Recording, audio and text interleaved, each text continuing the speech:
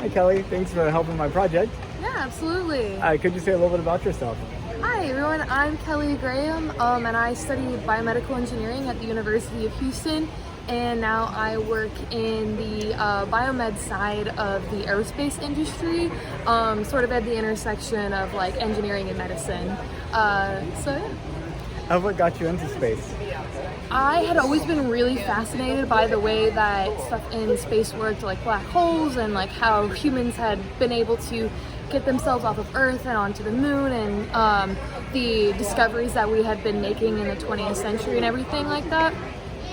And I did this program called Texas High School Aerospace Scholars that really pushed me to be like, yes, this career, engineering, is what I want to do, and especially involving biology in any way, because that was what fascinated me the most, was what impacts human beings in space.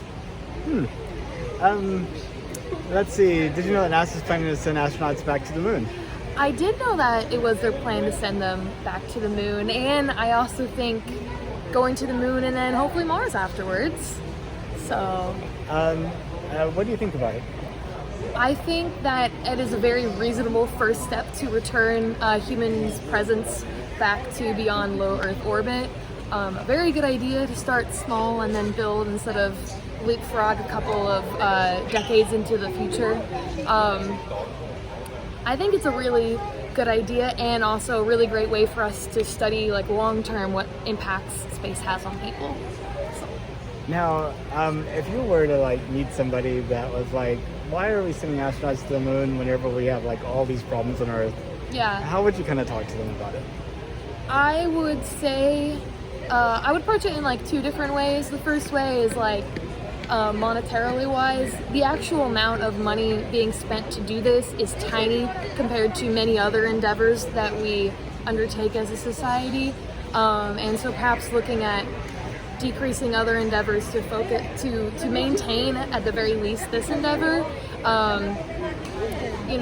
This is beneficial for all aspects of humanity, like the advancements that the space industry has made in terms of cancer detection and prevention, water filtration, designing flame-proof material for firefighters, as well as studying and researching different kinds of medicine on station. All of those aspects of spaceflight are only going to continue to be more important for going to continue to proliferate in society because of the advancements that we make going to the moon and going to Mars.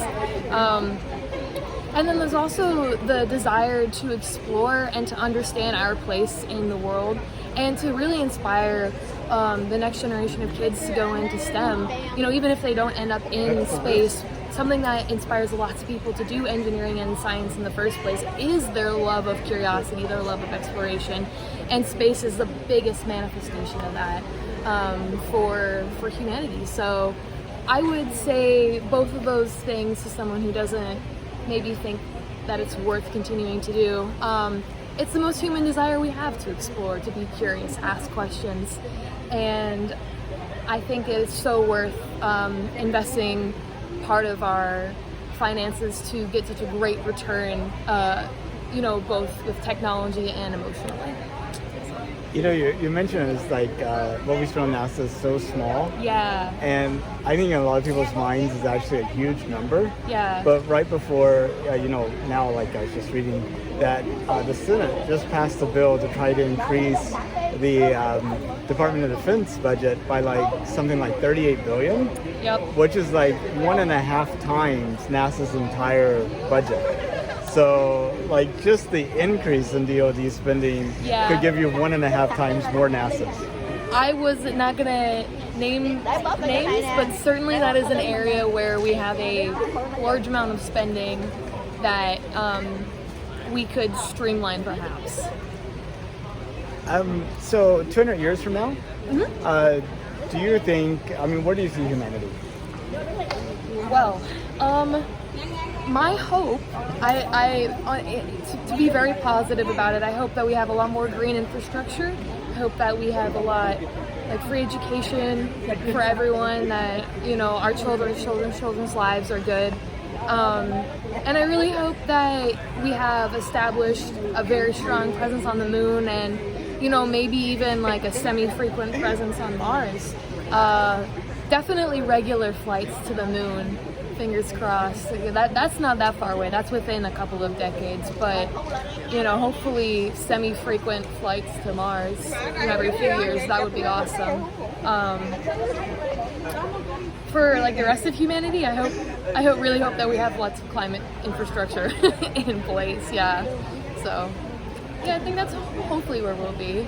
So, how about space settlements? When do you see people actually living in space as part of a normal thing in their lives? Like, what do you think that will ever happen, or if so, how far away do you think that could be?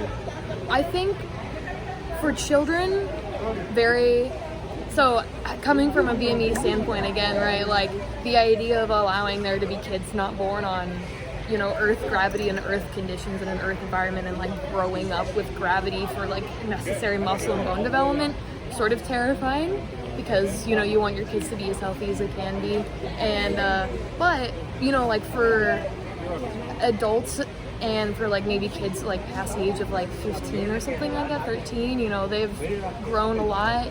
They're probably not going to be as impacted by the microgravity. Hopefully human settlements will be on the moon, like within like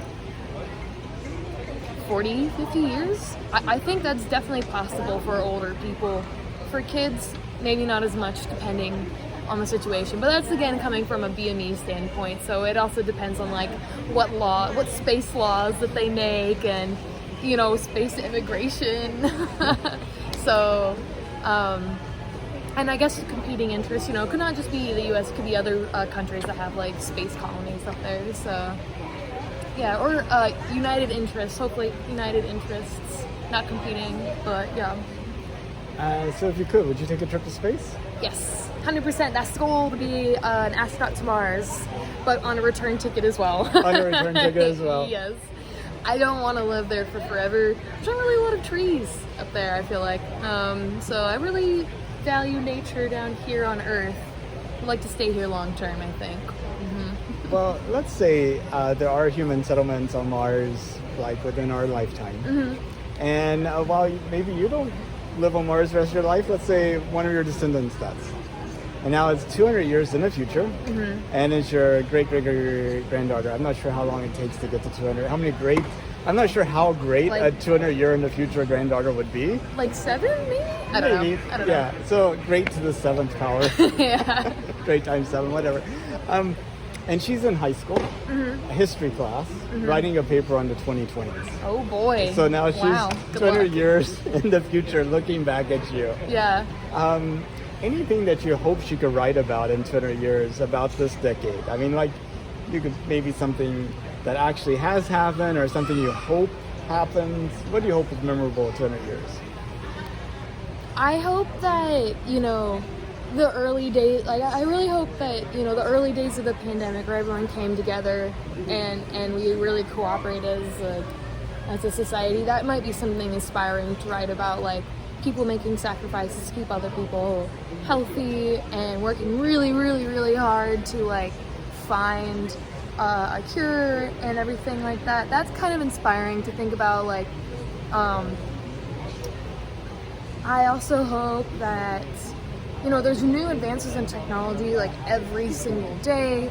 There's something that's not even space related. I hope that they gets right about is like bullet trains in America, like everywhere. It would be fantastic if we had really awesome public transportation, and like it was green. That's something I personally hope for, like a huge switch to clean energy. That would be great. In terms of space, at Artemis 2 goes really well, and that by 2028, it's 2022, right? So then maybe by like 2026, we got Americans back on the moon. Perhaps ESA as well, either in Jackson. They're in coordination for this with us, but still, like, yeah, people back on the moon before the 2030s starts. It would be rad.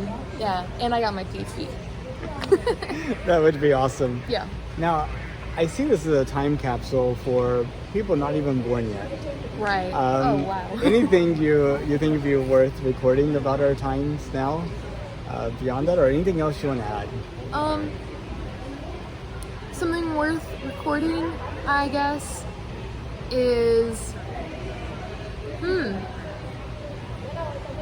every single day people are working really, really hard to further our successes in aerospace and push the boundaries of what we can do and where we're going. And slow is steady, that we're making progress all the time and making careful progress. So that's really good. And to also appreciate the present that you do have, because you can't experience the future and you can't experience the past right now. The only thing you can do is remember it and learn from it, and look forward to it. But the only time you can experience is now. So really try and enjoy that. And make sure you ask your parents for good music suggestions, because I'm sure they're gonna have some. So, yeah. Well, thank you so much, Kelly. I really appreciate you contributing to my project, and Yeah, you're very welcome. thank you so much.